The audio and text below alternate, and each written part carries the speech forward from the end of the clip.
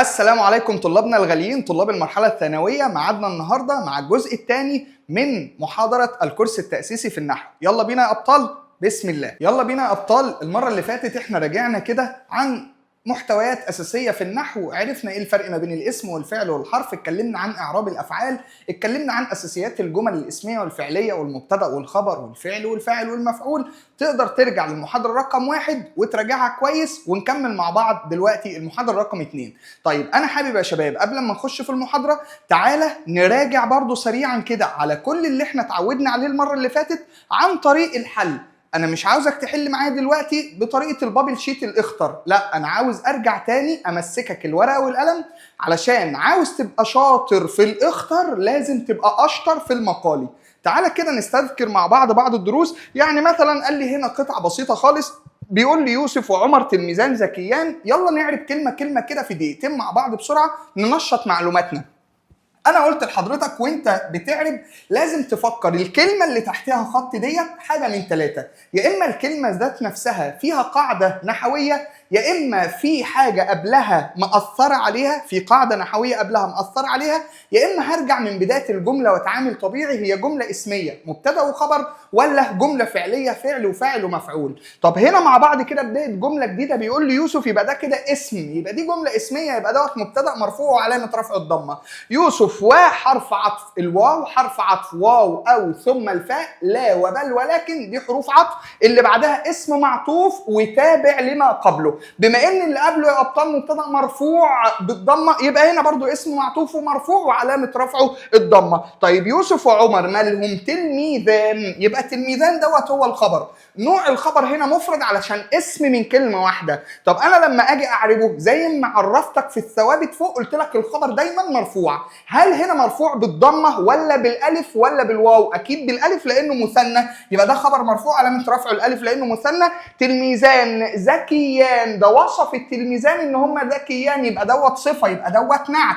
قلت لك النعت بيتبع ما قبله، يتبع المنعوت. المنعوت ده اعرب حسب موقعه في الجمله، يبقى دوت هيتبعه. بما ان ده خبر مرفوع بالالف يبقى دوت نعت مرفوع، وهنا برضو علامه رفعه الالف. طيب يحبان القراءه، يحبان هنا يا دكتور فعل مضارع، يحبان فعل مضارع مرفوع علامه رفعه، يا ترى الضمه ولا ثبوت النون لانه من الافعال الخمسه؟ ثبوت النون. طب انا يا مستر هعرف منين انه من الافعال الخمسه؟ اي مضارع يا دكتور اتصل بيه واو جماعه الف الاثنين ياء المخاطبه، دول بسميهم من الافعال الخمسه. يبقى يحبان فعل مضارع مرفوع علامه رفعه ثبوت النون لانه من الافعال الخمسه لاتصاله بالف الاثنين. طب الف الاثنين مين اللي بيحب؟ هما، يبقى الف الاثنين ده ضمير مبني في محل رفع فاعل. يحبان هما القراءه، يبقى مين اللي بيحب؟ هما. بيحبوا هما ايه؟ القراءه. تصدق يحب ده فعل متعدي لانه احتاج الى مفعول به، يبقى القراءه ديت مفعول به منصوب وعلامه نصبه الفتحه. ويحفظان القران.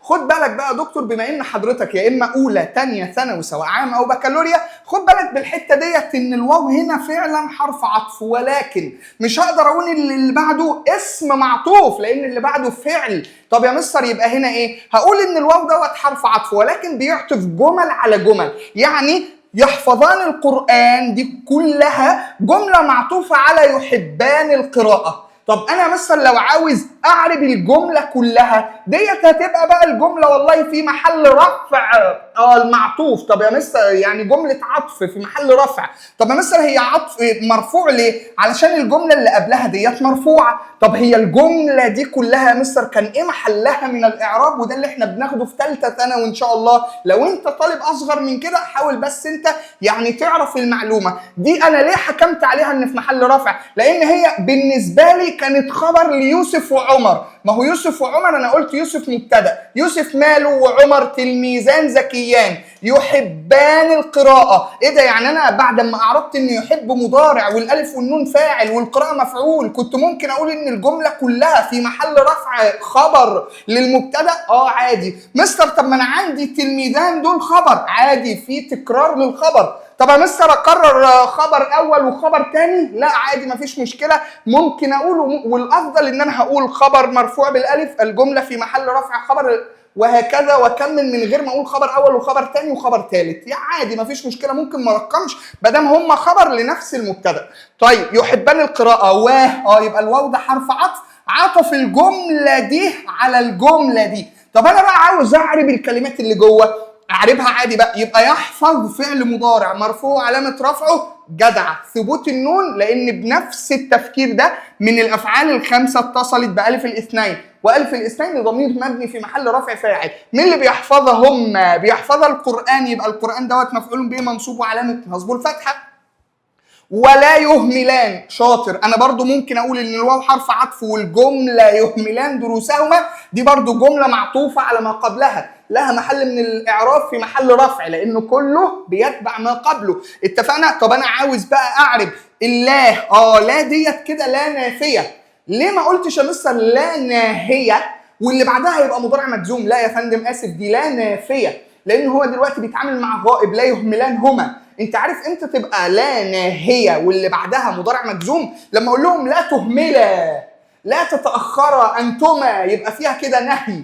لكن ديت نفي، بيقولوا هم ما بيهملوش، يعني لا يهملان. يبقى يهملان ده فعل مضارع مرفوع شاطر وعلامه رفعه ثبوت النون لانه من الافعال الخمسه لاتصاله بالف الاثنين، والف الاثنان ديت في محل رفع فاعل. مين اللي بيهمل؟ هم بيهملوا دروسهما، يبقى دوت المفعول به المنصوب وعلامه نصبه الفتحه. ولازم تعرف وافكرك من المره اللي فاتت ان اي ضمير مع اسمه ظرف يبقى فيه محل جر مضاف اليه. حتى ينال تقدير والديهما. طيب حتى انا عندي ديت من الادوات النصب اللي قلناها المحاضره اللي فاتت، ادوات نصب المضارع ان لن كي حتى لم التعليل فاء السببيه لم الجحود واو المعيه واذا. ركز معايا، يبقى حتى هنا اداه ناصبه، ينال فعل مضارع منصوب وعلامه نصبه الفتحه ولا حذف النون؟ ممتاز، حذف النون لانه من الافعال الخمسه لاتصاله بالف الاثنين او واو الجماعه وهي المخاطبه، بقى فعل من الافعال الخمسه، يبقى دوت فعل مضارع منصوب وعلامه نصبه حذف حرف النون. مين اللي هينالهما؟ يبقى ده ضمير مبني في محل رفع فاعل. ورقه وقلم واكتب الكلام دوت معايا، وبعد ما تخلص مشاهده لاعراب القطعه ديت انت اقعد اعربها لوحدك كده وحاول تجمع تفكيرك وتشوف انا بفكر ازاي وتحاول تقلدني. طيب مين اللي هينالهم؟ هينالهم تقدير، يبقى دوت المفعول به المنصوب وعلامه نصبه الفتحه. تقدير والديهما ده تركيب اضافي، تقدير والديهما، التقدير بتاع والديهما نكره ومعرفه. ايه ده معرفه؟ فين الالف ولام؟ لا ما هي معرفه بالاضافه، يبقى دوت يا مستر مضاف اليه. والديهما يبقى دول مضاف اليه مجرور زي ما احنا متفقين، وعلامه جره هنا الياء لانهم مثنى والديهما. طب يا مستر والضمير؟ لسه قايل لك ان اي ضمير مع اسم او ظرف بيبقى فيه محل جر مضاف اليه. طيب يلا، وقد فاز. طبعا هنا قد اداه توكيد مبنيه لا محل لها من الاعراب. مين ماشي قد فاز؟ فاز ده فعل ماضي، فعل ماض مبني على الفتح. مين اللي فاز؟ هما الاثنين، يبقى دي الف الاثنين ده ضمير مبني في محل رفع فاعل. تمام. العام مين هما؟ فاز هما العام. العام هنا دوت ظرف زمان منصوب وعلامه نصبه الفتحه. العام الماضي، الماضي هنا نعت برضه منصوب وعلامه نصبه الفتحه. بيقول لي في حرف جر المسابقه اسم مجرور، لذا لهذا، يبقى اللام دوت حرف جر والذا هنا اسم اشاره مبني في محل جر اسم مجرور. لذا فهما، يبقى هما ده ضمير بارز منفصل، هما ده ضمير غائب هعربه مبتدا، يبقى لازم اقول ان هو ضمير مبني في محل رفع مبتدا. هما محبوبان، يبقى دوت الخبر ونوعه مفرد، هعربه هقول خبر مرفوع علامه رفعه الالف لانه مثنى من حرف جر الجميع اسم مجرور وعلامه جره الكسره. بكده يا ابطال نكون اعربنا القطعه ديت. عاوزك برضو كده ورقه وقلم وتحاول اعربها لوحدك. طب انا هسيب لحضرتك الجمله ديت، حاول تعربها لي تحت في الكومنتات. بيقول لك من يتقي الله يجعل له مخرجا. يلا كده اسيبك تفكر فيها وانا هشوف ان شاء الله اجاباتك في الكومنتات. طيب بيقول لي ان يتحد العرب تعلو كلمتهم. طيب تعالى كده مع بعض نحاول نعربها. بيقول لك ان دي بتفكرني بايه يا مستر؟ ان الساكنه كده ان يتحد وبعدها فعل مضارع، ديت يا مستر ادوات الشرط الجازمه اللي اتكلمنا عنها فوق.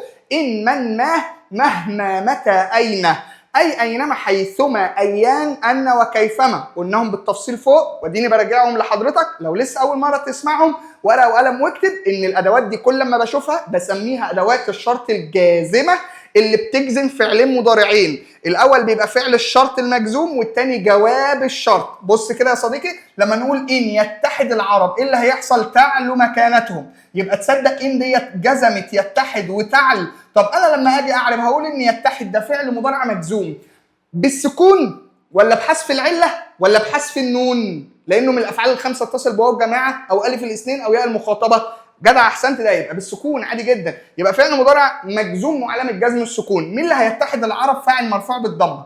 طب ايه اللي هيحصل؟ ايه النتيجه لو اتحد العرب؟ فين جواب الشرط؟ تعل. يبقى تعل ده فعل مضارع ومجزوم. احسنت، وعلامه جزمه هنا حذف العله بقى، لان الطبيعي اقول تعلو ولكن هنا انا قلت تعل علشان فعلا هو مضارع مجزوم بحذف حرف العله وعلامه جزم حذف حرف العله.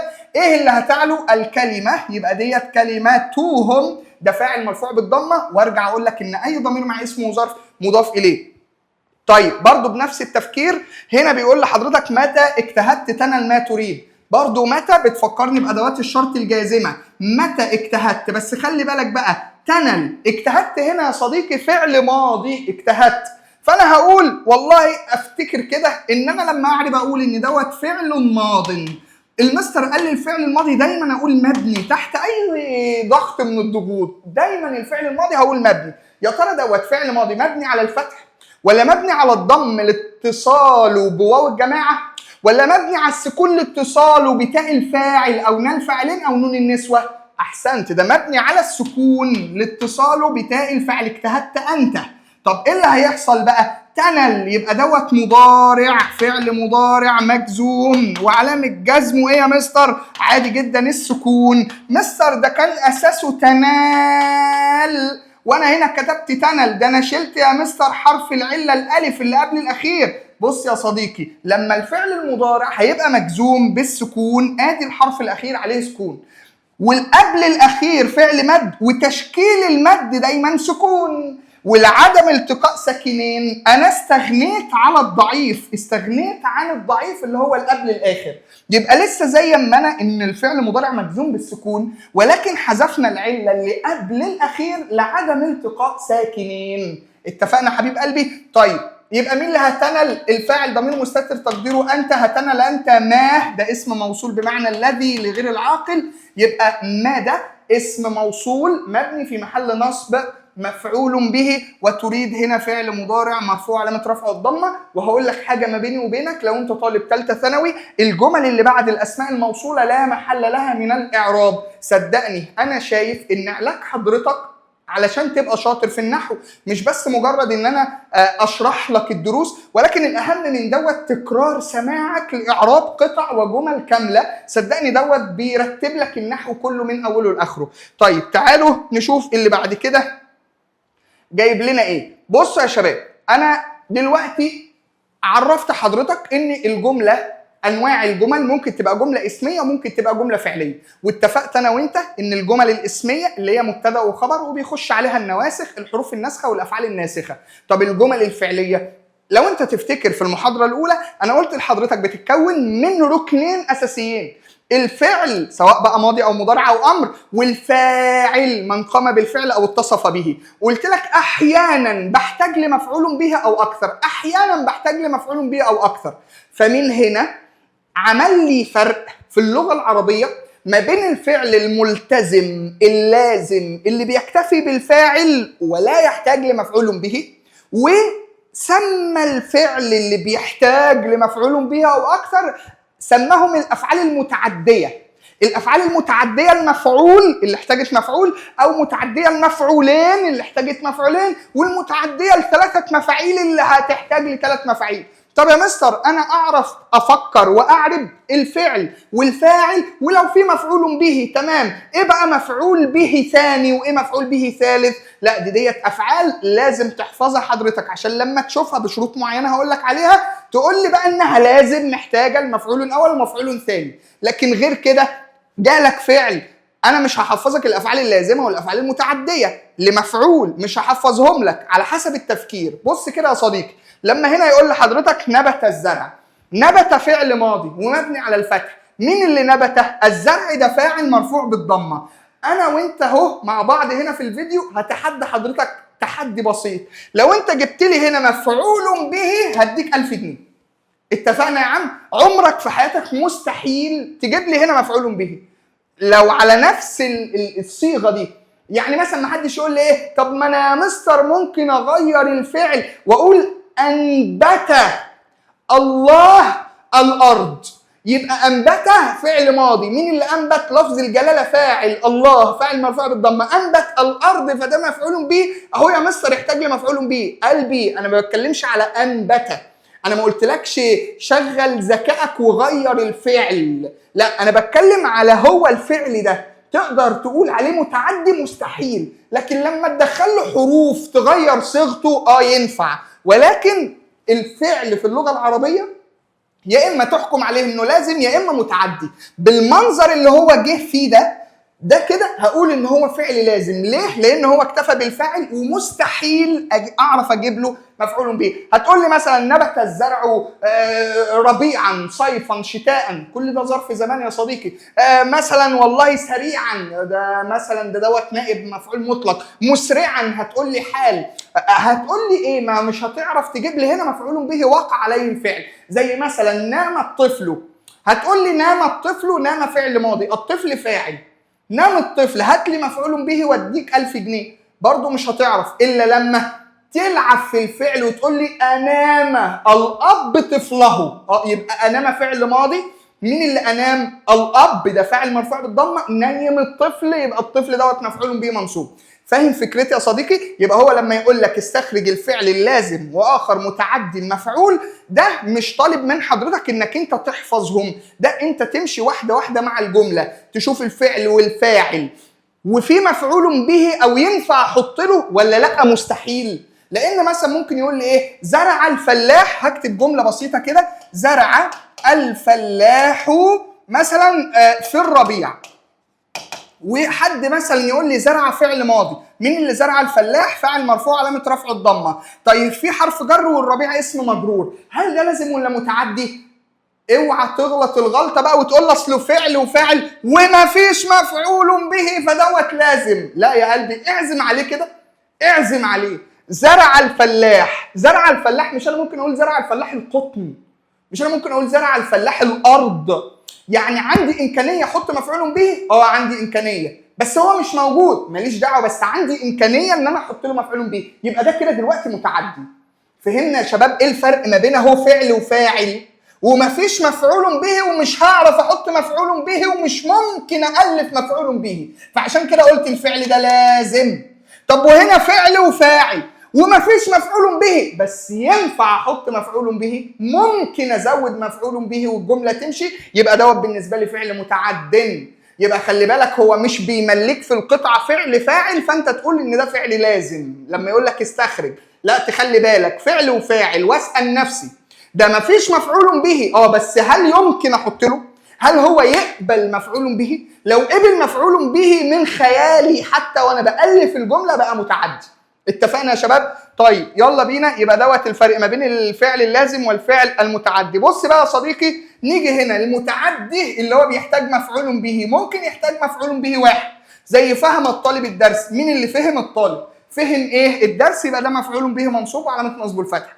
في متعدي المفعولين بيحتاج لمفعولين، يا نهار ابيض، زي ايه يا مستر؟ ظن احمد الجو باردا، ومثلا لما اقول لحضرتك كده اعطى، اكتبها لحضرتك فين؟ هنا اهو، اعطى الاب الابن قلما.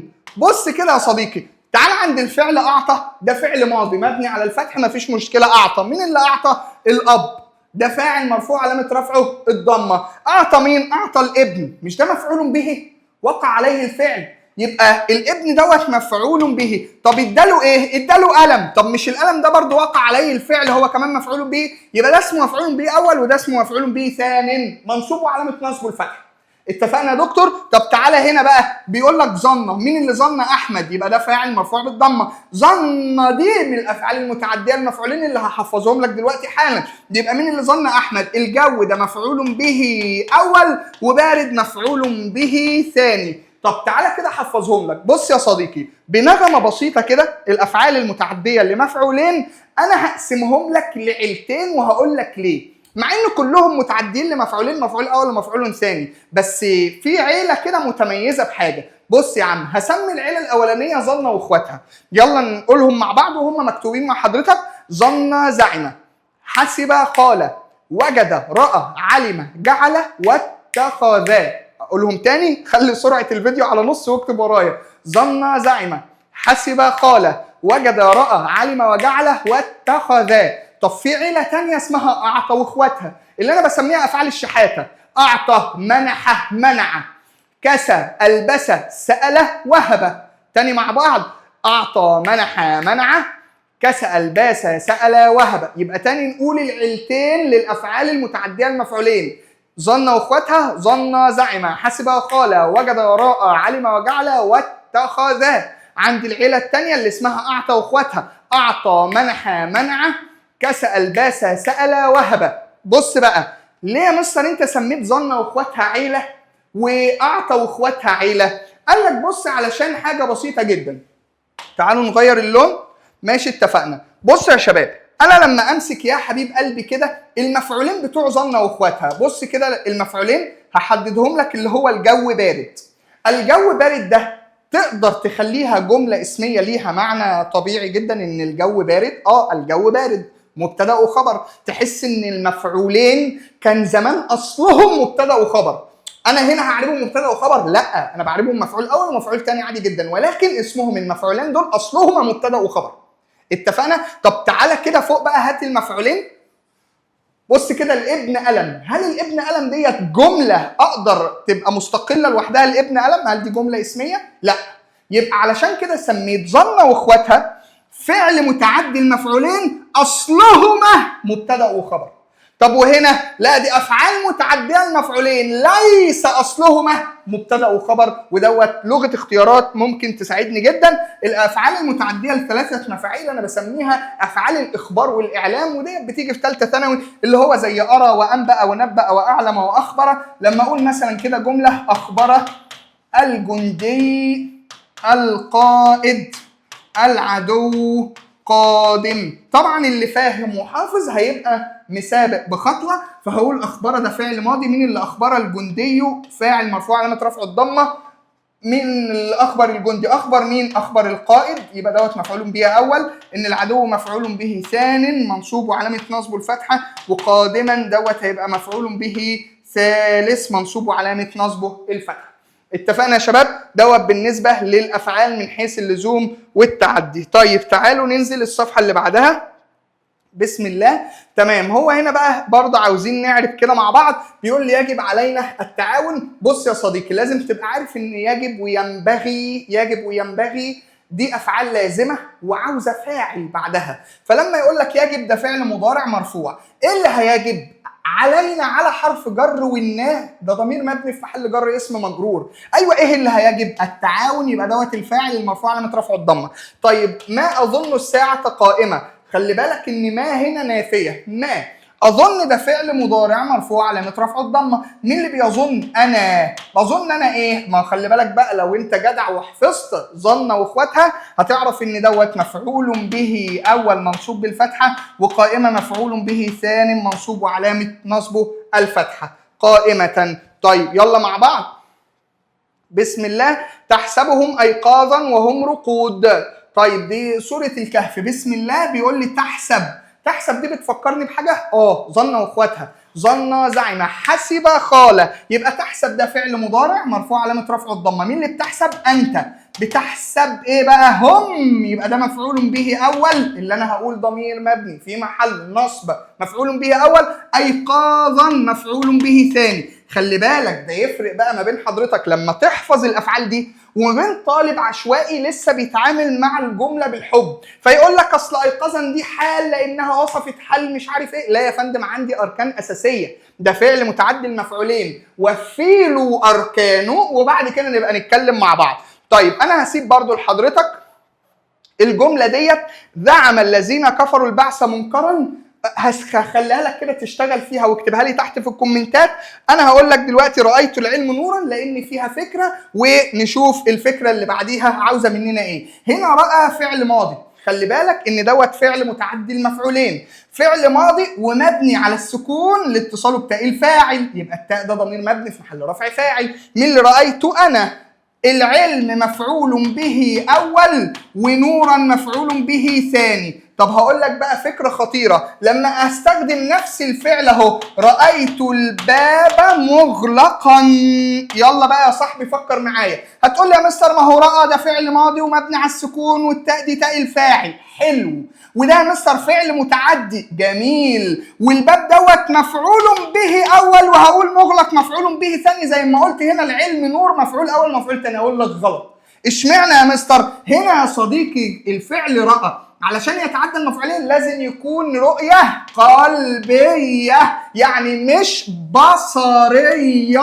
ليه بقى يا مستر؟ العلم مش هشوفه بعينيا، لكن الباب هشوفه بعينيا، فالرؤية القلبية هي اللي بتنصب مفعولين، لكن الرؤية البصرية بتنصب مفعول به. مش هقول أول بقى لأن مفيش تاني، هقول مفعول به منصوب بالفتحة، وده بيبقى حال منصوب وعلامة نصبه الفتحة. اتفقنا يا شباب؟ ماشي، يلا ورقة وقلم واجهز معايا. يلا بينا يا شباب، مكملين؟ ماشي. بعد ما خلصنا الافعال المتعديه المفعول والمفعولين والافعال اللازمه، وتعرفنا شويه عن بعض الافعال المتعديه لثلاث مفعولات، تعال بقى نشوف الفكره الثانيه دي.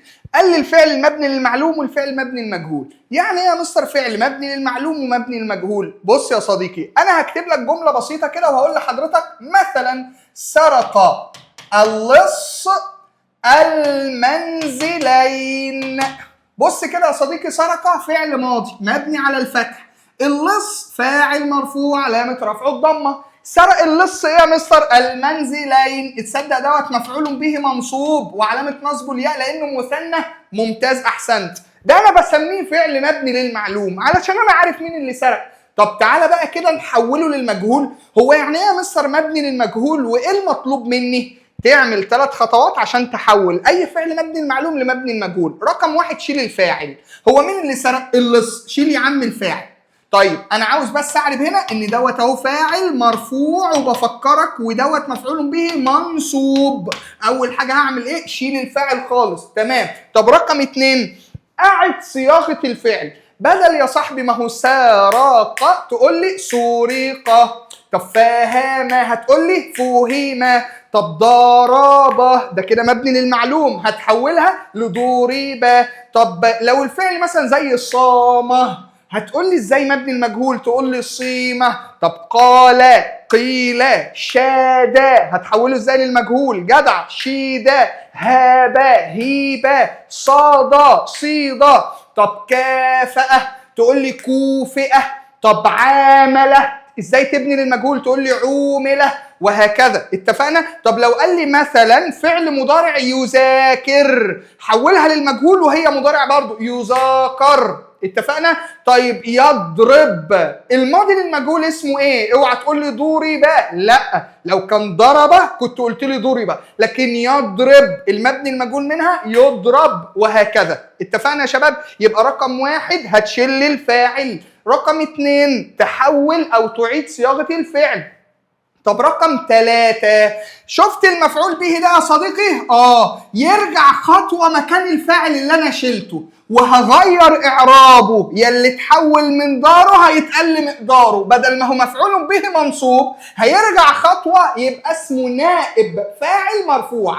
طب يعني انا يا مستر بدل ما هقول سرق اللص المنزلين ابني كده للمجهول. يلا رقم 1 بدل سرقه جدع قول لي ايه؟ سرقه. حلو. يلا المنزلان. ليه يا مستر مش المنزلين؟ يا صديقي مش هنا كان مفعول به منصوب بالياء؟ هنا هخليه نائب فاعل مرفوع، وكمنه مثنى هيبقى مرفوع بالالف. اتفقنا يا شباب؟ يبقى دوت ازاي احول من مبني للمعلوم لمبني المجهول وايه اللي بيتغير.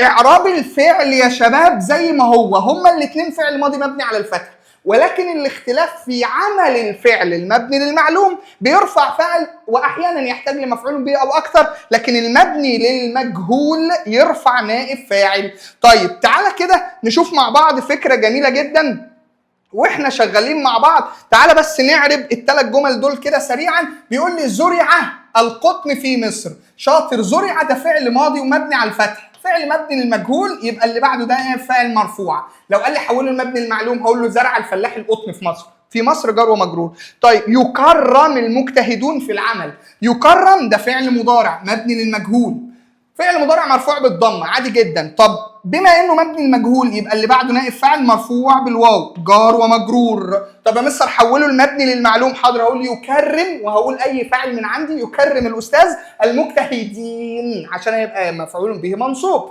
اتفقنا؟ طيب هنا هيقول لي المسلمون يصونون الامانات.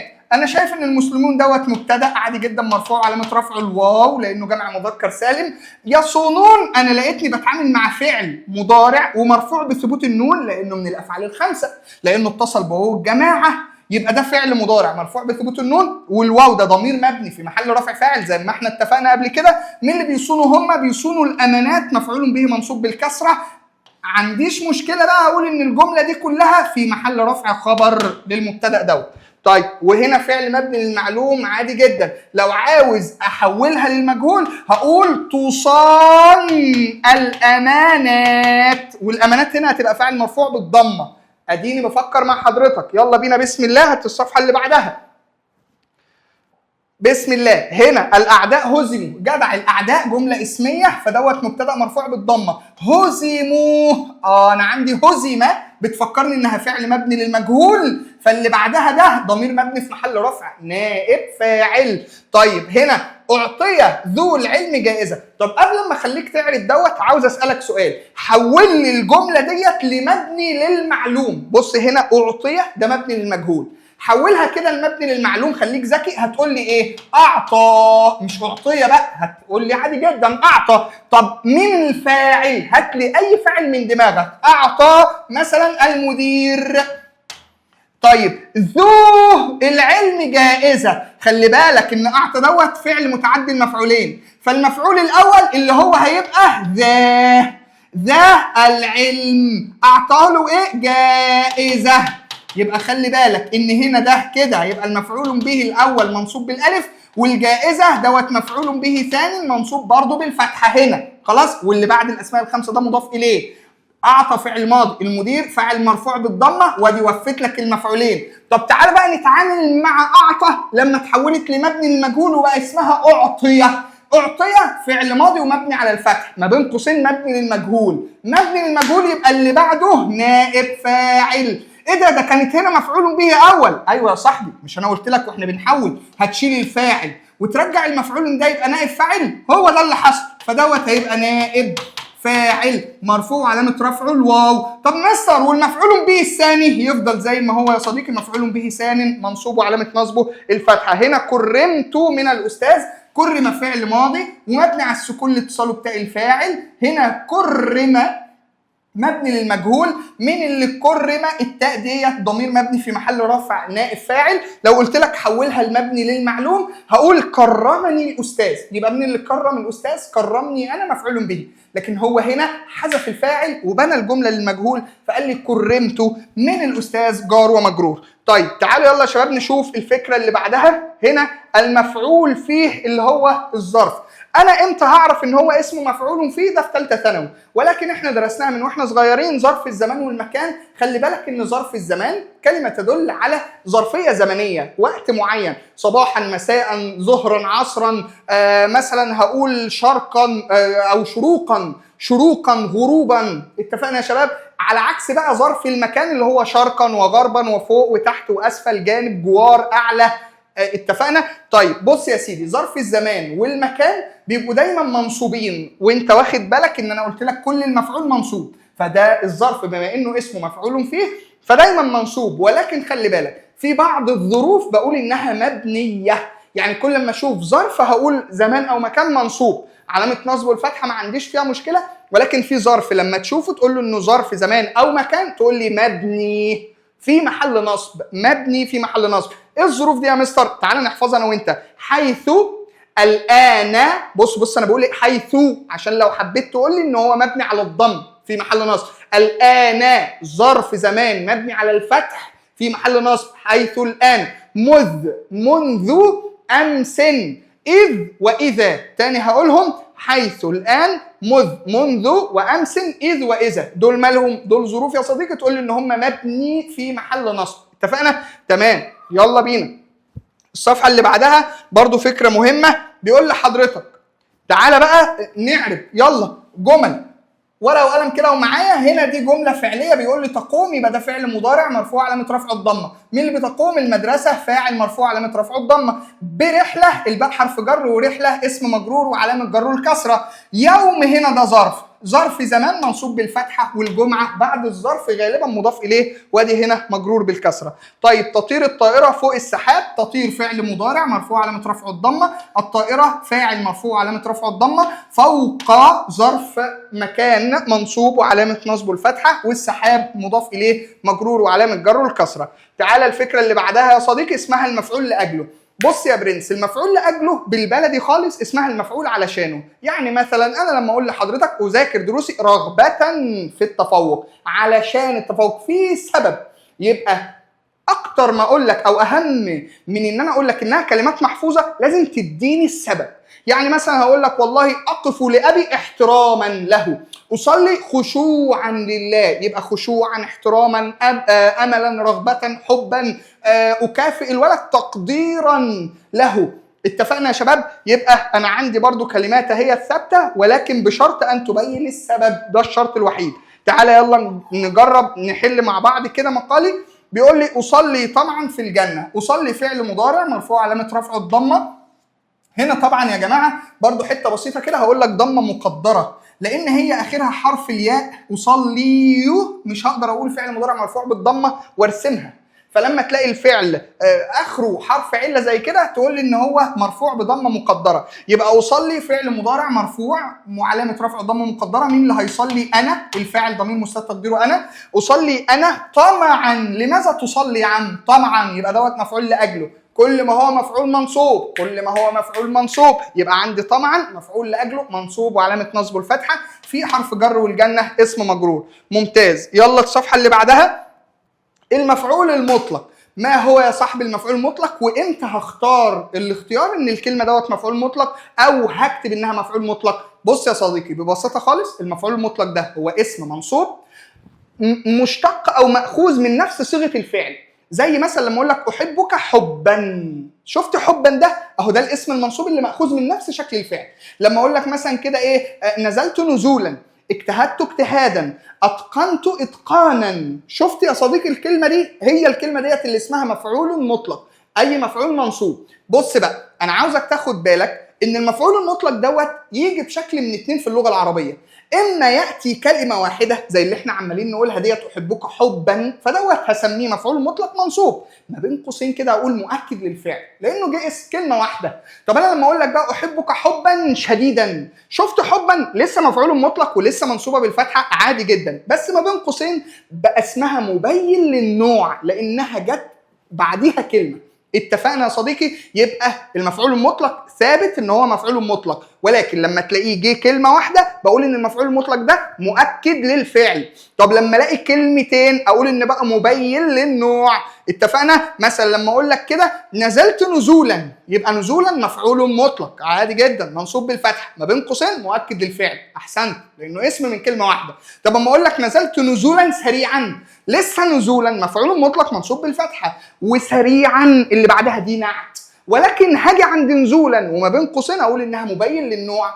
طب بص كده الحته دي لما اقول لك نزلت نزول المتسرع، نزول المتسرع برضو دي بقى الكلمتين. نزول لسه زي ما هي مفعول مطلق منصوب بالفتح، ولكن بين قوسين بقى اسمها مبين للنوع علشان جه بعدها كمان كلمه. الكلمه الثانيه بقى يا صديقي ديت نزول المتسرع، المتسرع هنا مضاف اليه، يبقى تخلي بالك المبين للنوع كلمتين، اما الكلمه الثانيه تيجي نعت مثلا لما اقول اجتهدت اجتهادا كثيرا، يبقى دوت مفعول مطلق، وكثيرا ده نعت. المفعول المطلق مبين للنوع. طب لما اقول لك اجتهدت اجتهاد المتفوق، اجتهاد لسه مفعول مطلق منصوب والمتفوق مضاف اليه. اتفقنا؟ طيب انا عاوز ازود بقى لطالب ثالثه ثانوي كمان نوع اسمه المبين للعدد. لما اقول لك نزلت نزله، يبقى ده مفعول مطلق منصوب بالفتحه ما بين قوسين مبين للعدد. مبين للعدد يعني هيدل على واحد او اثنين. نزلت نزلتين، يبقى نزلتين ده مفعول مطلق منصوب بالياء لانه مثنى ولكن بين قوسين مبين للعدد. ولا هقول له مؤكد للفعل عشان كلمه واحده؟ لا. هقول له مبين للنوع عشان كلمتين والثانيه اعربت يا نعت يا مضاف اليه؟ لا. هنا بدل واحد واثنين هقول مبين للعدد. وفي ثالثه ثانوي ان شاء الله هناخد باستفاضه حاجه اسمها نائب عن المفعول المطلق. لسه بقى صفته وعدده مرادفه آلته اسم اشاره كل الكلام ده ان شاء الله هناخده باستفاضه في ثالثه ثانوي باذن رب العالمين. طيب تعالوا هنا نجرب نحل مع بعض. وزي ما انا قلت لك يا صديقي، انا عيني معاك في الحل الاخطر مفيش اكتر منه. عاوز تبقى قوي في الاخطر لازم تبقى في المقال الاقوى. احنا اللي ضعف بعض طلابنا ان هم سابوا الورقه والقلم وبقوا بس مجرد بيحطوا نقط على اختيارات. انا عاوزك ترجع تاني تشتغل بايدك. اسمع الكلام، خاصة ان البكالوريا والنظام الجديد بقى 50% اخطر 50% مقالي. عاوز تبقى قوي في الاخطر لازم تبقى في المقالي اقوى. يلا بينا بسم الله. اجتهد العاملون اجتهادا. اجتهد فعل ماضي مبني على الفتح، العاملون فاعل مرفوع بالواو، اجتهاد المفعول مطلق منصوب بالفتحه ما بين قوسين نوعه مؤكد للفعل. احب المذاكره حبا شديدا. احب فعل مضارع مرفوع بالضمه، الفاعل ضمير مستتر تقديره انا، المذاكره مفعول به منصوب بالفتحه، حبا احب حبا ده مفعول مطلق منصوب بالفتحه، شديدا نعت ما بين قوسين ده مبين للنوع. حلو. يلا اللي بعده. ادافع عن وطني دفاع الشجعان. ادافع فعل مضارع مرفوع بالضمه، مين اللي بيدافع؟ انا. لكل فعل فاعل المفعول به يجي او ما يجيش عادي مفيش مشكله. عن حرف جر، وطني اسم مجرور، وطني انا اي ضمير مع اسم وظرف مضاف اليه. يا دي انت حبيبي وربنا. دفاع، ادافع عن وطني دفاع، يبقى دوت المفعول المطلق المنصوب بالفتحه. دفاع الشجعان ده مضاف اليه وده ما بين قوسين هقول ان نوع مؤكد للفعل كلمه واحده ولا مبين للنوع؟ مبين للنوع. جه بعده دفاعا شديدا جه بعدها نعت ولا مبين للنوع بس جه بعدها مضاف اليه مجرور؟ مضاف اليه مجرور. احسن.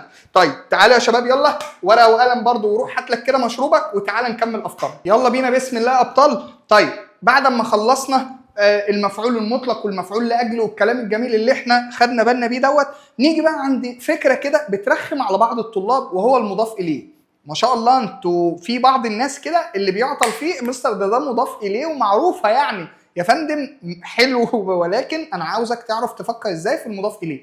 المضاف اليه ده يا صاحبي كلمه مضافه تركيب اضافي كده زي نهر النيل، قلم الاستاذ، واخد بالك، كتاب الطالب، سور الحديقه، وهكذا. نكره زائد معرفه، ومش على طول نكره ومعرفه مضاف اليه، لازم يديني معنى التركيب الاضافي.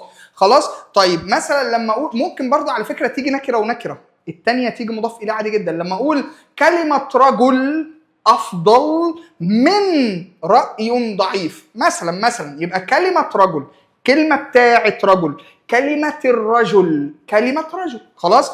يبقى لازم يا جماعه ناخد بالنا بحكايه التركيب الاضافي، نكره ومعرفه مضاف اليه، ممكن نكره ونكره مضاف اليه. اتفقنا؟ الصديق خير او مثلا صديق خير. تمام. كلمه معروف، كلمه ايه ده بقى؟ صديق خير. خلاص. صديق خير او مثلا كلمه معروف خير من كلمه شر، واخد بالك؟ يبقى كلمه خير، كلمه شر. خلاص. يبقى الثانيه دي هي نكره ونكره والثانيه ديت مضاف اليه يا شباب. اتفقنا؟ طيب يلا بينا. بيقول لك اسم مجرور، طبعا المضاف اليه دايما مجرور. قلت لك بقى مجرور يا اما بالكسره دي العلامه الاصليه لو انت بتتعامل مع مفرد او بتتعامل مع جمع تكسير او بتتعامل مع جمع مؤنث سالم. ممكن يبقى مجرور بالياء لو هو مثنى او جمع مذكر سالم او من الاسماء الخمسه. ممكن تبقى مجروره بالفتحه لو ممنوع من الصرف. ممنوع من الصرف ان شاء الله ليه رؤى معانا كده بفيديو لوحده. طيب بص كده امثله. نهر النيل يبقى النيل ده مضاف اليه مجرور. كتاب النحو مضاف اليه مجرور. كرة القدم او كرة قدم، كرة القدم او كرة قدم، واخد بالك؟ اهو نكره ونكره ومضاف اليه. شروق الشمس مضاف اليه. فكرة معلم واخد بالك؟ يبقى دوت برضه هو فكره معلم، فكره بتاعه معلم، يبقى مضاف اليه. حقيبه فاطمه، الحقيبه بتاعه فاطمه. صديقة العمر، الصديقة العمر، يبقى العمر ده مضاف إليه. تلاميذ الفصل، وهكذا. معلمو اللغة، عندي بقى هنا فكرة برضو حلوة كده هقولها لك. شفت معلمون دوت بالنسبة لي جمع مذكر سالم، ولكن لما جمع المذكر السالم والمثنى يجي بعده مضاف إليه بحذف النون. يعني أنا لو قلت هنا معلمة اللغة، واخد بالك؟ طيب لو في حالة نصب وجر مش هتبقى بقى بالواو وبالألف، هقول معلمي او معلمي اللغه، واخد بالك يا صديقي؟ يبقى في المثنى وجمع المذكر السالم لما بيجي بعده مضاف اليه بحذف النون للاضافه، بحذف النون للاضافه. كل يوم طبعا بقى في حاجات ثابته، يعني بعد كل وبعد وجميع وسوى مضاف اليه، واخد بالك؟ اي بيجي بعد اي مضاف اليه، اي رجل يبقى ده مضاف اليه. واللي بيجي بعد الظرف مضاف اليه برضه. اتفقنا؟ طيب يلا بينا. اعرابه خلاص احنا قلنا علامات الاعراب ملحوظه، كل وبعد وجميع وغير سوى كلا وكلتا زائد اسم، الاسم دوت بيبقى مضاف اليه مجرور. طيب الظرف الزمان او المكان لازم برضو يبقى بعده تركيب اضافي، تمام؟ زي كل يوم، فوق المبنى، يبقى المبنى ده مضاف اليه، يبقى الاسم اللي بعد الظرف دوت بيعرب مضاف اليه. طيب يلا بينا نحل كده جملتين. بيقول لي ننصت لشرح المعلم انصاتا. ننصت فعل مضارع مرفوع وعلامه رفعه الضمه. مين اللي بننصت؟ نحن، الفاعل ضمير مستتر تقديره نحن. لشرح اللام حرف جر وشرح اسم مجرور. شرح المعلم ده تركيب اضافي، يبقى المعلم دوت مضاف اليه مجرور. انصاتا ارجع اقول لك انه مفعول مطلق منصوب بالفتحه وشديدا نعت منصوب. طيب كل الطلاب، هنا كل بتعرب حسب موقعها في الجمله مبتدا مرفوع علامه رفع الضمه. الطلاب مضاف اليه علشان اللي بعد كل وبعد وجميع مضاف اليه مجرور بالكسره. كل الطلاب مالهم اخلاقهم فاضله. الله، يبقى ده مبتدا. فين الخبر؟ هل اخلاقهم بس؟ هل فاضله بس؟ لا، ده انا هقول والله ان الجمله الاسميه في محل رفع خبر. ايه ده؟ يعني دي يا مستر جمله اسميه؟ يعني هتتكون هي كمان من مبتدا وخبر. صحيح. طب ما انا بقى عندي مبتدا خبر وخبر، يبقى ترقم يا صاحبي. هنا ده مبتدا اول والجمله دي كلها رفع خبر المبتدا الاول.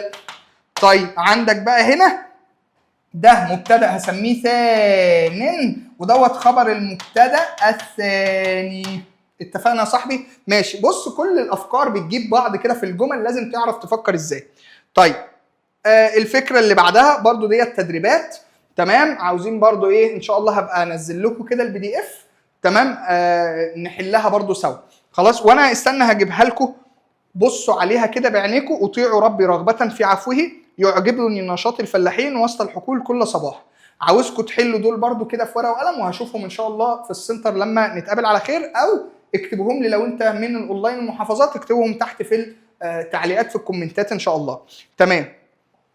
يلا كان واخواتها احنا كنا اتكلمنا عليهم قبل كده، ولكن برضو ناخد بالنا. بص يا صديقي، انا قلت لك ان الجمله الاسميه بتتكون من مبتدا وخبر، ودول دايما مرفوعان. الجمله الاسميه ديت بقى يدخل عليها شويه حاجات اسمها النواسخ.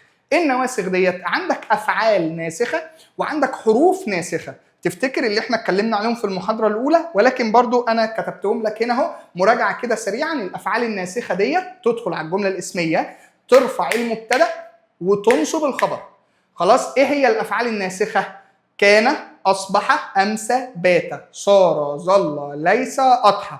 لو انت لحد كده طالع اولى ثانوي فانت كده تعرف دول الثمانيه دول: كان، اصبح، امسى، بات، صار، ظل، ليس، اضحى. طب لو انت عديت على اولى ثانوي ترم اول وانت خلاص درستها باستفاضه بقى، تاخد كمان 5 مع دول، تاخد ما دام وما برح وما فتئ وما زال وما انفك. اتفقنا؟ دول نفس الشغلانه، بيخش على الجمله الاسميه بيرفعوا المبتدا ويسمى اسمها، وينصب الخبر ويسمى خبرها. طيب انا مثلا هنا اهو اديني مثلا كده جمله، تمام؟ وبرده بيقول لي انواع الخبر. انا هقول لك دلوقتي انواع الخبر كان واخواتها هي انواع الخبر الجمله العاديه خالص، الجمله الاسميه مبتدا وخبر، سواء بقى الخبر مفرد اسم من كلمه واحده، خبر جمله اسميه، او خبر جمله فعليه، او خبر شبه جمله. يعني تعالى كده: وكان ربك قديرا. انا شفت كان، يبقى انا هعربها والله فعل ماضي ناقص ناسخ مبني على الفتح. خلاص. فين اسم كان؟ ربك، يبقى دوت والله اسم كان مرفوع علامه رفعه الضمه، ومش هنسى اقول ان اي ضمير مع اسمه ظرف مضاف اليه. ماله ربك ماله قديرا، يبقى خبر كان منصوب بالفتح. طيب تعالى كده ناخد برضو شكل تاني من الامثله. بسم الله. تمام. تعالى هنا الصديقان امسيا متعاونين. هنا الصديقان مبتدا مرفوع علامه رفعه الالف. طب انا هنا قابلني امسيا، طب ما هو امسى ده من كان واخواتها، يبقى ده فعل ماضي مبني على الفتح. ومين اللي امسيا؟ هما، يبقى دوت ضمير مبني في محل رفع اسم امسى. طيب فين خبر امسيا؟ متعاونين، يبقى دوت خبر امسى ومنصوب بالياء لانه مثنى. طب هنا ولا يزالون مختلفين. طيب لا يزالون ده فعل مضارع مرفوع بثبوت النون. وخلي بالك فعل مضارع ناقص ناسخ، فعل مضارع ناقص ناسخ. هم يزالون دوت ده اسم اللي هو لا يزالون، اللي هو بالنسبه لي ما زال. اتفقنا؟ يبقى ده ضمير مبني في محل رفع اسم لا يزال. ومختلفين خبر لا يزال منصوب وعلامه نصبه الياء. خلاص، يبقى لا يزالون اللي هي بالنسبه لي ما زال. طيب تعالى هنا كده، اصبح الكتاب فائدته عظيمه. اصبح فعل ماضي ناقص ناسخ مبني على الفتح. مين اللي اصبح؟ الكتاب. يبقى ده اسم اصبح مرفوع علامه رفعه الضمه. الكتاب ماله؟ فائدته عظيمه. هل انت لوحدك خبر اصبح؟ لا. هل انت لوحدك خبر اصبح؟ لا. دي الجمله الاسميه في محل نصب خبر اصبح. واجي عندي هنا لو حبيت اعرف دي لوحدها ودي لوحدها، ده هيقول لي ان انا مبتدا، ومش هنسى ان اي ضمير مع اسمه ظرف مضاف اليه، وديت الخبر المرفوع علامه رفع الضمه. يبقى خبر اصبح هنا كان خبر جمله اسميه. طيب نيجي يا شباب على الصفحه اللي بعدها. بات فوق الغصن العصفور. بات دي من كان واخواتها. بص كده، كان اصبح امسى بات صار ظل ليس اضحى ما دام ما برح ما زال ما انفك وما فتئ. يبقى بات فعل ماضي مبني على الفتح. مين اللي بات؟ فين اسم بات؟ اوعى تقول لي فوق ده ظرف والغصن مضاف اليه. لا، ده هنا يا مستر انا بتعامل مع خبر شبه جمله مقدم. فين اسم بات يا عم؟ المؤخر اهو، بس جه متاخر شويه. يبقى دوت اسم بات مرفوع. اسم بات مؤخر ماشي، ما عنديش مشكله، مرفوع علامه رفعه الضمه. والشبه جمله ده في محل النصب خبر بات. طيب تعالى هنا برضو بنفس الفكره. ما زالت التلميذات متفوقات. برضو دوت فعل ماضي ناقص ناسخ مبني على الفتح. مين اللي ما زالت؟ التلميذات. اسم ما زالت مرفوع بالضمه. متفوقات خبر ما زالت منصوب بالكسره لانه جمع مؤنث سالم. اليس الصبح بقريب؟ طبعا هنا يا شباب في فكره جميله جدا برضو. هنا الهمزه ديت استفهام. ليس فعل ماضي ناقص ناسخ، ما بين قوسين كده ليس من الافعال الجامده، يعني تاتي ماضي فقط، ما تجيش ولا مضارع ولا امر. لكن مثلا زي الفعل بات هنا او فين كان مثلا اللي بعديها، تمام، كنت هقول والله يكون كن كان، تيجي ماضي ومضارع وامر. وده ان شاء الله هناخده في اولى ثانوي ترم اول بالتفصيل بقى. ايه الافعال الجامده اللي تيجي ماضي فقط؟ ايه الافعال الشبه جامده تيجي ماضي ومضارع فقط؟ فان شاء الله انا مش مستعجل عليك، بس خلينا نقول التاسيس. يبقى ليس فعل ماضي جامد خلاص ناقص ناسخ مبني على الفتح. فين اسم ليس؟ الصبح ده اسم ليس مرفوع علامه رفعه الضمه. خلي بالك بقى يا قلبي، لما تلاقي ليس بالذات الخبر بتاعها باء فيها باء، دوت باء بيبقى اسمه حرف جر زائد. يعني ايه زائد؟ يعني لا مؤاخذه مش عارف ياثر. طيب حتى القلم مش عاجبه الكلام، مش عارف ياثر على الكلمه اللي بعدها ويخليها اسم مجرور. امال لا، ده الكلمه ديت بتبقى خبر ليس، بس بص بقى هقول مجرور لفظا، يعني بس هو تحته خطين كسره مفيش مشكله، خلاص مجرور لفظا ولكنه منصوب محلا. نوع الخبر هنا ايه؟ اوعى تستعجل وتقول اصل الباء حرف جر واسم مجرور فشبه جمله. قلت لك لا يا قلبي، ده باء حرف جر زائد يعني ملوش لازمه، والخبر هنا بيفضل زي ما هو مفرد زي ما هو. طيب كونوا قوامين بالقسط. كونوا ده فعل امر ومبني على حذف النون. مين ناقص ناسخ مفيش مشكله. فين اسم كان؟ الواو ده ضمير مبني في محل رفع اسم كان. قوامين خبر كان منصوب وعلامه نصبه الياء لانه جمع مذكر سالم. بالقسط الباء حرف جر والقسط اسم مجرور. ان واخواتها ان كأن لكن ليت لعله، دول يا قلبي بيخشوا برضه على الجمله الاسميه بس بتنصب الاسم وبعد كده ترفع. يعني كان واخواتها بترفع وبعد كده تنصب. بالمناسبه كان واخواتها او كدا واخواتها، بس كدا واخواتها لسه هتاخدها في اولى ثانوي ترم اول، خلاص لسه يعني برضو ديت هنتكلم فيها باستفاضه ونقول فيها كلام جميل جدا ان شاء الله، تبقى سهل جدا بالنسبه لك. هي نفس الفكره بس بشروط معينه. طب عندي بقى ان واخواتها دي حروف ناسخه عكس الافعال، الافعال ترفع وتنصب لكن الحروف تنصب وترفع. خلاص ايه هما؟ ان، انه، كأن، لكنه، ليت، لعل. طبعا بقى انك تعرف ان وان للتوكيد، كأن للتشبيه، لكن للاستدراك، ليت للتمني، لعل للترجي. مش بيسألني في الكلام دوت. طيب تعال نشوف الصفحه اللي بعدها. يلا نحل كده مع بعض. اعلموا، طبعا هنا اعلم ده فعل امر ومبني على السكون. مين اللي هتعلموا؟ انتم. يبقى الواو دوت مبني في محل رفع فاعل. ان ده حرف ناسخ. ان الله يبقى دوت اسم ان منصوب بالفتحه. ماله؟ شديد. يبقى دوت خبر خبر ان مرفوع علامه رفعه الضمه. شديد العقاب. هنا شديد العقاب دوت تركيب اضافي فده مضاف اليه مجرور علامه جر الكسره. وان المساجد لله حرف ناسخ. المساجد اسم ان منصوب، لله جار ومجرور، الشبه جمله في محل رفع خبر ان. قال فرعون، قال فعل ماضي، فرعون فاعل مرفوع بالضمه، يا اداه نداء، هامان طبعا ده علم مفرد، منادى مبني في محل نصب، لسه المنادى هنتكلم فيه شويه.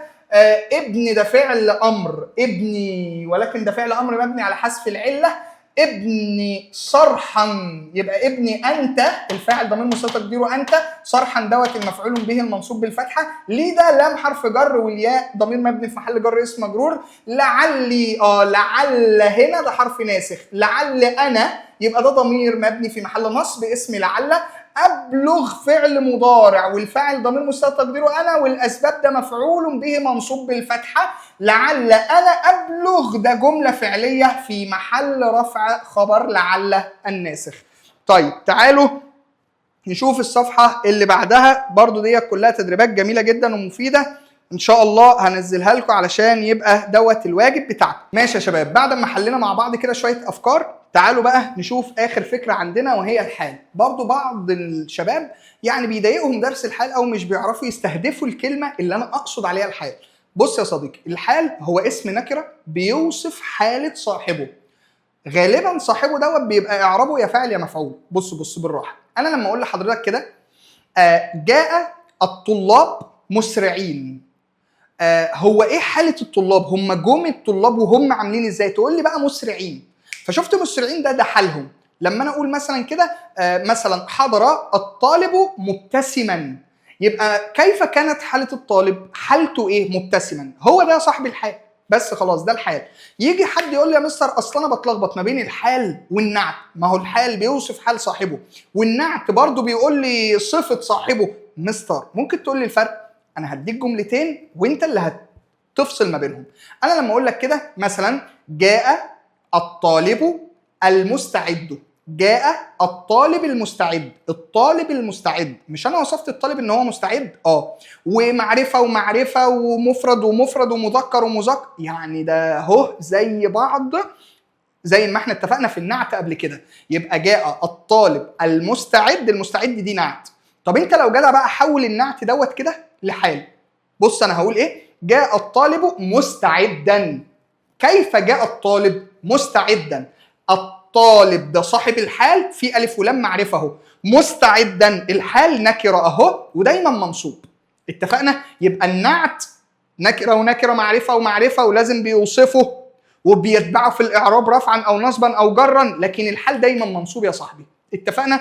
طيب بناء على ذلك خلينا نبدا نحل. انا عاوز برضه اعرفك حاجه بسيطه، انواع الحال. شفت انا لما قلت لك مثلا جاء الطالب مستعدا، شفت مستعدا دوت ده حال مفرد.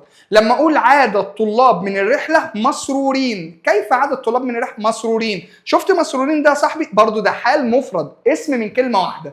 طب انا لما اقول لحضرتك بقى مثلا رايت الطالب يحب العلم، رأيت الطالب يحب العلم. شفت يحب العلم الجملة الفعلية دي؟ ايه اللي جه قبلها؟ كلمة معرفة يا مستر. يبقى الجمل بعد المعارف أحوال. أي جملة تيجي بعد كلمة معرفة توصف حالها فهي دي جملة الحال، سواء بقى كانت جملة اسمية أو جملة فعلية. بص كده لما أنا أقول لك مثلا، هقول لك والله رأيت الشمس نورها ساطع. نورها ساطع دي جملة اسمية، ايه اللي جه قبلها؟ الشمس، دي كلمة معرفة. يبقى الجملة الاسمية نورها ساطع في محل نصب حال. اتفقنا؟ طب عاوز اعرف نورها ساطع لوحدها، نورها مبتدأ، الهاء مضاف اليه مفيش مشكلة، نورها ساطع خبر. اتفقنا؟ يبقى الجمل واشباه الجمل بعد المعارف احوال، بعد المعارف احوال. طب مستر لو جت الجمله والشبه جمله دي بعد كلمه نكره، لو قلت مثلا كده رايت شمس نورها رايت شمسا نورها ساطع، رايت شمسا كلمه نكره صح، جه بعدها جمله او شبه جمله، دي بقت جمله نعت يا صاحبي. اتفقنا؟ يبقى الفرق ما بين جمله الحال وجمله النعت سواء هي جمله اسميه او جمله فعليه او شبه جمله، الكلمه اللي قبلها. لو الكلمة اللي قبلها نكرة بقت الجملة ديت نعت، وهتتبعها في الإعراب رفعا أو نصبا أو جرا. هقول الجملة في محل رفع نعت أو نصب نعت أو جر نعت على حسب إعراب اللي قبلها المنعوت. طب ولو الكلمة دي معرفة وجه بعدها جملة اسمية أو فعلية أو شبه جملة، دايما الجملة أو الشبه جملة دي في محل نصب حال. تعال نطبق دوت على السبورة يا شباب. بص كده لما أقول لحضرتك حضر الطالب مسرورا، يبقى حضر فعل ماضي، الطالب فاعل مرفوع بالضمه، مسرورا حال، نوعه مفرد عادي منصوب وعلامه نصبه الفتح. طب لما يقول لك دخل المعلم وهو مبتسم، تصدق المعلم دوت فيه الف ولام، جت بعده جمله اسميه، يبقى الجمله الاسميه ديت في محل نصب حال. لو عاوز اعرف جوه بقى مبتدا وخبر، الواو دي يا صاحبي اسمها واو الحال، خلي بالك.